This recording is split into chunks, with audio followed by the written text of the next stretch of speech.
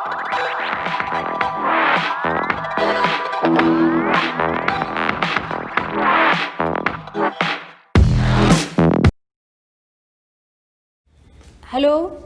प्यारे बच्चों, मैं आपके बीच में आपकी हिंदी की टीचर श्रीमती रामा देवी। ध्यान दीजिएगा, आपको हम तीसरा लेसन पढ़ाने जा रहे हैं, रसखान। और इसके पहले 2 लेसन आपका हो ही गया है। तीसरा लेसन रसखान, जैसा कि आप जानते हैं, ये भक्ति काल के कवि हैं और ये कृष्ण के अनन्य भक्त हैं। इसलिए इन्होंने कृष्ण के बारे में ही लिखा और कृष्ण को उन्होंने अपना अनन्य ईश्वर माना और अपने आप को उनका भक्त समझा। इसलिए इन्होंने लिखा है रसखान ने, जैसा कि ये रसखान कवि कहने के लिए तो मुस्लिम है। लोग बताते हैं हिंदू मुस्लिम एकता अनेकता दुनिया भर की बातें, लेकिन ये मुस्लिम होते हुए भी इन्होंने हिंदू मुस्लिम में कोई भेदभाव नहीं समझा, समस्त संसार को एकता के सूत्र में बांधा और ये श्री कृष्ण को अपना अनन्य ईश्वर माने और उन्हीं के बारे में लिखे। उनसे विनती किए कि हे प्रभु, यदि मैं कभी भी मुझको फिर से मानव का जन्म मिले तो मैं आपके ही इर्द गिर्द में रहूं। इन्होंने ईश्वर से निवेदन किया है कि जितनी बार मैं जन्म लूं, मुझे ब्रज की भूमि में, चूँकि ब्रज की भूमि में तो आपका निवास स्थल है, इसलिए ब्रज की भूमि में मैं भी जन्म लूँ, जिससे मेरा और आपका संपर्क बराबर बना रहे। ध्यान दीजिएगा, ये सवैया छंद है, इसको हम लोग गा के पढ़ते हैं। ऐसे देखिएगा, मानुष हो तो वही रस खाने, बसो ब्रज गोकुल गाँव के ग्वारन। जो पशु हो तो बसेर करो, नित्य नंद की धेनु चराई बिसारो। पाहन हो तो वही गिरी को, जो धर्यो कर छत्र पुरंदर कारण। जो खग हो तो बसेर करो, मिली कालिंद कुल कदम्ब की डारन। वाह वाह, कितनी अच्छी बात है। इन्होंने कहा है कि हे प्रभु, कुछ भी हो जाए लेकिन मेरा अपना नाता आप जोड़े रखिएगा। आप जब भी ब्रज की भूमि में मेरा जन्म हो, मैं आपके पास ही रहूं, कहीं दूर ना जाऊं। ये देखिए, कहने का मतलब बच्चों प्रेम। यदि हमें ईश्वर से लगाव रखना है, ईश्वर को पाना है, तो हमको अपने हृदय में अहंकार को हटाकर, जैसा कि कबीरदास ने भी कहा है कि जब तक हमारे अंदर अहंकार का भाव है, हमको ईश्वर के दर्शन कदापि नहीं हुई, कभी भी नहीं हुआ उनका दर्शन। और हमारे अंदर से अहंकार निकला तो हमको ईश्वर का दर्शन हो गया। वैसे इन्होंने एकदम सिंपल भाव से, नॉर्मल भाव से कहा कि हे ईश्वर, आप ही मेरे सब कुछ हैं, मैं आपका भक्त हूँ, आपका मेरा समागम बना रहेगा, संपर्क बना रहेगा, तो मुझे बार बार इस संसार में जन्म नहीं लेना पड़ेगा। और लेना भी यदि पड़ेगा तो ऐसी स्थिति में लूँ कि आप ही के पास ही मैं रहूं। इन्होंने कहा है बच्चों, ध्यान देना कि जैसे आप सबसे पहले देखेंगे काठिन्य निवारण, ये मनुष्य, यहाँ पे पुरंदर माने इंद्र, और आगे लिखा गया है मझारन माने बीच में। इन्होंने कहा है कि मानुष हो तो वही रसखान, बसो ब्रज गोकुल गाँव के ग्वारन।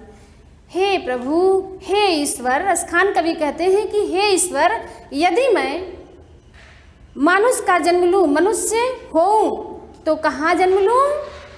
ब्रज की पावन भूमि में मेरा जन्म हो। और क्या कह रहा है? बसो ब्रज, ब्रज बेटा गांव का नाम है, जैसा कि मथुरा वृंदावन आप लोग सुने ही हैं। ये ब्रज, गोकुल, ब्रज के गोकुल गांव में ग्वाल बालों के बीच में मुझे रहने का सौभाग्य मिले, चूँकि आप उस गोकुल में जो नंद बाबा की गायें हैं उसे चराने का काम आप करते हैं, इसलिए मैं भी कोई गाय बन जाऊं, गाय का बछड़ा बन जाऊं, जिससे आपके हाथों का स्पर्श मेरे सिर पर बना रहे। ठीक है बच्चों, आगे देखते हैं। जो पशु हों तो कहाँ बसु मेरू, है ना, कह रहा है यदि मैं पशु का जन्म लूं।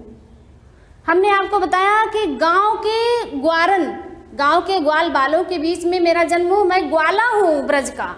यदि मनुष्य हो तो ग्वाला हूँ, और यदि पशु हो तो नंद बाबा की गाय बछड़े के रूप में मेरा जन्म हो, जिसे आप सुबह शाम चराने का काम, खिलाने पिलाने का काम करते हैं। तो इसके आगे यदि कह रहे हैं रसखान कवि कि यदि हे भगवान मैं पत्थर बनूं, पाहन लिखा गया है, ध्यान दीजिएगा, पाहन माने पत्थर। यदि मैं पत्थर बनूं तो ऐसा पर्वत बनूं, ऐसा पत्थर बनूं कि गोवर्धन पर्वत बनूं, जिसे आप अपनी तर्जनी उंगली पर छत्र के रूप में उठाकर समस्त ग्वाल बालों का रक्षा किए थे, वैसा ही मैं पत्थर बनूं। समझ में आ रही मेरी बात? आगे देखो। जो खग हों तो बसेर करूं, खग माने पक्षी बेटा। यदि मैं खग हूं, पक्षी बनूं, तो मेरा बसेरा कहाँ हो? कालिंदी माने जमुना जी, कालिंदी कूल कदम्ब की डारन, कदम्ब के वृक्ष पर, यमुना नदी के किनारे जो कदम्ब का वृक्ष है, जिस पे श्री कृष्ण अपनी प्यारी राधा जी के साथ झूला झूलने का काम करते हैं, उसी कदम्ब के वृक्ष पर मेरा निवास स्थल हो, मैं पक्षी बनकर उसी वृक्ष पर रहूं। बात समझ में आई? हाँ, तो बच्चों यही है कि प्रेम, इन्होंने अपने अंदर जरा भी अहंकार नहीं किया। कालिंद कुल आप समझते हैं कि यमुना जी, कालिंदी माने यमुना जी, कुल माने किनारा, कदम माने कदम के वृक्ष, उन्हीं डाल पर मैं पक्षी बनकर जन्म लूँ, जहाँ आप झूला झूलते हैं राधा जी के साथ। चूँकि जानते हो जिसके अंदर अभिमान है, कवि ने कहा है, किसी इंग्लिश कवि ने कहा है कि यदि ईश्वर को पाना है तो अपने अंदर का अहंकार छोड़ दो। जैसा उसने कहा इंग्लिश लेखक ने कि God is love, love is God. ईश्वर का दूसरा नाम प्रेम है, और ईश्वर को पाना है तो प्रेम कीजिए। प्रेम ही ईश्वर है, ईश्वर ही प्रेम है। इसके अतिरिक्त बेटा देखो, आपने व्याख्या हमने बता दिया, आपको लिखना है व्याख्या।